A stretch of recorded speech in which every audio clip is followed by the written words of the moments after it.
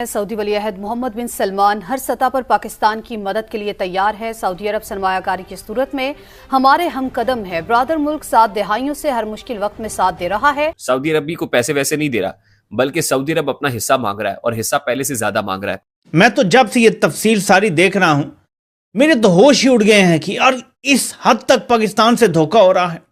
वो mining sector के अंदर भी मांग रहा है, जहां पे आपके नेचुरल रिसोर्सेज हैं, मिनरल्स एंड माइंस हैं, वहां पर भी मांग रहा है, और आपके एग्रीकल्चरल सेक्टर के अंदर भी मांग रहा है। Saudi Arabia Mohammad bin Salman अपने नियोम सिटी के प्रोजेक्ट को कंप्लीट करने के लिए काफी ज्यादा जतन करते हुए इस वक्त दिखाई दे रहे हैं। बीजिंग से शंघाई और शंघाई से हांगकांग तशरीफ ले गए। हाय अल्लाह, काफिरों के लिए इतनी मेहनत। ऐसा ही कुछ ट्रेंड यहाँ पर लगा था जब नियोम सिटी की बात हुई थी। ऐसे ही कुछ प्रोटेस्ट यहाँ पर हेल्ड हुए थे, ऐसे ही कुछ नारे यहाँ पर लगे थे कि बहुत से लोग सड़कों पर आ निकले थे। वीडियो में दो अलग अलग न्यूज़ का जिक्र है। पहली न्यूज़ किस तरीके से कराची के अंदर एक प्राचीन 150 साल पुराना मंदिर जो है वो जिहाद का शिकार हुआ और खतरे में, मज़हब खतरे में आने के चलते तोड़ दिया गया। दूसरी खबर है पाकिस्तान समेत 150 से ज़्यादा देश हैं जहां पर भारत का चावल जाता है और उसके ऊपर भारत बैन करने की कोशिश कर रहा है। हालांकि इन दोनों का कहीं से कोई लेने देने नहीं है, लेकिन कम से कम ये एक बेहतर शुरुआत है। इस तरीके की चीज़ें होनी चाहिए। और यहाँ पर मैं एक बात और बताता चलूँ, जैसे चावल की बात हो रही है, चावल चाइना में चावल उगाना बैन है। चाइना में आप देखो चावल खरीदता है, चावल अपने यहाँ पे वो ज़्यादा उगाता नहीं, जबकि वो उगा सकता है। क्यों? कारण है उसका साफ तौर पर पानी बहुत ज़्यादा लगता है। जितने में वो खरीद लेगा चावल, उससे कई गुना ज़्यादा उसको खर्चा करना पड़ेगा पानी के ऊपर उस चावल को उगाने में। तो पर्सनली मेरे लेफ्ट के साथ में, कम्युनिस्टों के साथ में कितने ही मतभेद हों, लेकिन एक बात है उनका जिसकी वजह से मैं उनकी सपोर्ट करता हूँ। लेफ्ट जब सत्ता में आता है, दुनिया किसी भी कोने में आए, वो फिर ये जो कहीं भी कोई भी मुंह नुचवा उठा करके निकल पड़ता ना, जब 10 लोग झंडा लेकर के हाय हाय हम सरकार का विरोध करेंगे, विरोध प्रदर्शन खत्म कर। सरकारी के लिए सबसे पहले जो अहम चीज़ ज़रूरत होती है वो कानून की बालादस्ती होती है। अगर वो आते हैं यहाँ पाकिस्तान में, जो उनको रिस्क होते हैं, जो ख़तरात होते हैं, वो सबसे पहले कवानीन की जो मुसलसल चलना है वो लाजमी होता है। जो इनको एक हम इकनॉमिक एनवायरनमेंट देते हैं, उसकी कंसिस्टेंसी और पॉलिसी चाहिए होती है। और जो यहाँ पर सरमायाकारी के जो प्रॉफिट्स निकालने के जो तरीका होता है, वो भी उनके लिए वो हो। बाहर के जो हम इन्वेस्टमेंट पाकिस्तान में लाने की कोशिश कर रहे हैं, वो तो अपनी जगह पिछले 2.5 साल से जो मौजूदा यहाँ पर फॉरेन इन्वेस्टर्स हैं वो पाकिस्तान को छोड़ रहे हैं। अब बड़ी बड़ी कंपनियाँ जा रही हैं। इनमें से सबसे नुमाया तो शेल था। शेल तो ग्लोबल 500 कंपनीज में से है, और अगर वो चली गई है तो उसने एक ऐसे तासुर पैदा किया है बाकी नए इन्वेस्टर्स के लिए कि वो नहीं आएंगे। चले जाएं और जाके वहाँ आपकी बिजनेस क्लास को कहें। अब ये जो 30 कंपनीज हैं, ये कोई गवर्नमेंट ऑफ सऊदी अरबिया तो नहीं है ना, ये प्राइवेट कंपनीज हैं, प्राइवेट एंटिटीज हैं, इनकॉर्पोरेटेड। तो आप जाके किसी भी मुल्क में प्राइवेट कंपनीज को कहें कि जी आप आए हमारे मुल्क में पैसे लेके आए, तो हम आपको इतनी मराद देंगे कि आपके सामने चिड़िया पर नहीं मार सकती।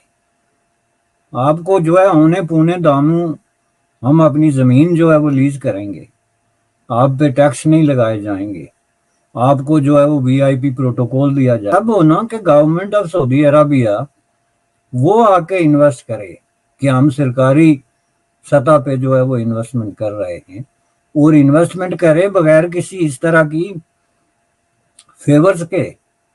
ये तो मुल्क को बेच रहे हैं, वो औने पौने दामों जमीन बेच रहे हैं, औने पौने दामों। तो उसको उन्होंने जो है एक अपने वही रेज्यूमे पे एक जाली पोर्टफोलियो में एक जाली एंट्री डाल दी कि जी हम जो है वो $10 बिलियन की इन्वेस्टमेंट ले आ रहे हैं। अब ये अलग बात है कि वो चाहे ऑनेस्टली अर्न किया है या नहीं, वो अलग बात है, उसमें मैं नहीं जा रहा। लेकिन वो खुद यहाँ नहीं इन्वेस्ट कर रहे, वो खुद अपने असासे बाहर से पाकिस्तान नहीं ला रहे, तो हम किस मुंह से सऊदी अरब को कहेंगे? और सऊदी अरब जब आएगा तो वो ऐसे मरात मांगेगा और ऐसे गारंटीज मांगेगा कि वो पाकिस्तान के मुफाद भी नहीं होंगी। और सबसे अहम बात तो ये है फौज साहब कि ये पाकिस्तान इस फॉरेन डायरेक्ट इन्वेस्टमेंट को अपनी इकोनॉमिक रिफॉर्म का एक सबसे ज़्यादा तरजीह इसी को दे रहे हैं। इस इंडिया में जो इन्वेस्टमेंट उन्होंने की थी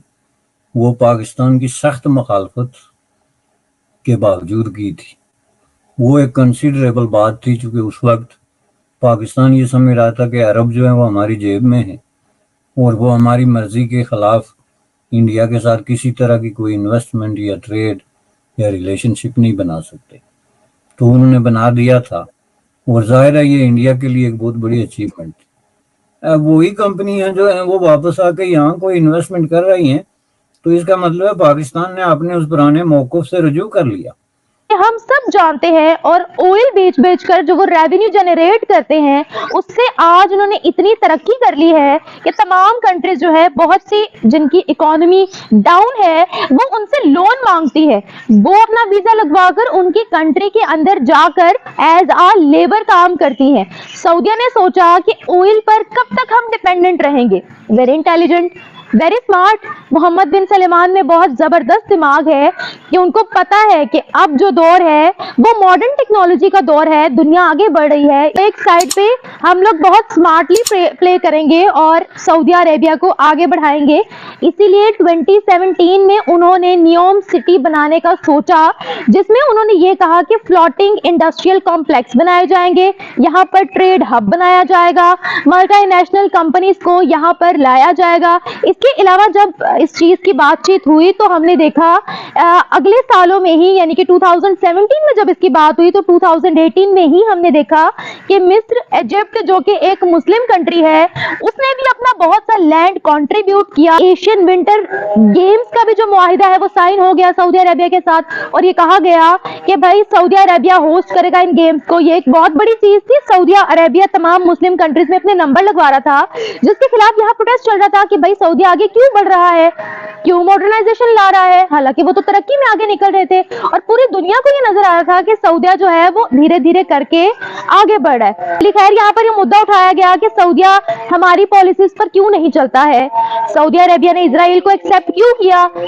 तो उसके पीछे की वजह यह है कि जो नियोम का प्रोजेक्ट चल रहा था, क्योंकि मोहम्मद बिन सलमान का तो एक ही विजन है कि सऊदी अरेबिया को किस तरह से मॉडर्नाइज किया जाए, टेक्नोलॉजिकली विजन है उनका।